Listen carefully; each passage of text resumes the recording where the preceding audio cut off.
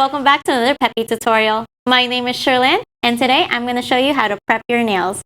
Let's get started.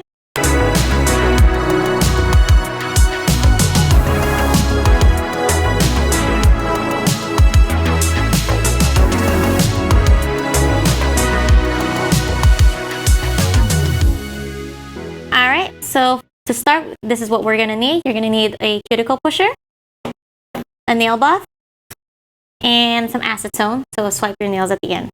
Alright, so first we're going to push our cuticles back. So push it back.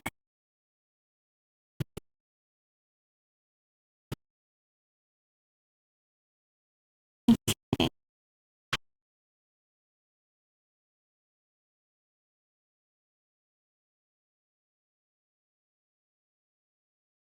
Okay, once you're all done with that, you're going to go ahead and grab your buffer, and you just want to lightly buff around the cuticle.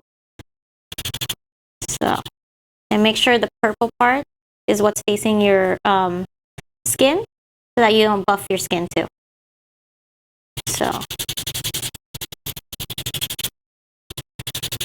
and you just want to do this very lightly. You don't want to over buff and thin out your nails too much. So this is just so that you remove any excess moisture on there and give it a rougher surface for the dip to stick. Okay. Alright, so now all my nails are buffed, so we're going to go ahead now and wash our hands with Dawn dish soap. So it's really important to wash your hands with Dawn dish soap, just to remove all the excess oil on your hands. Sometimes you have some lotion or some cuticle oil still left over on there, so that'll just help make sure it removes everything, and just to make sure that you don't have lifting later on with your Peppi cure. So I'm going to go ahead and do that now, and I'll be right back. Alright, so now we're back. I went ahead and washed my hands with Dawn dish soap, and I went ahead and dried my hands as well.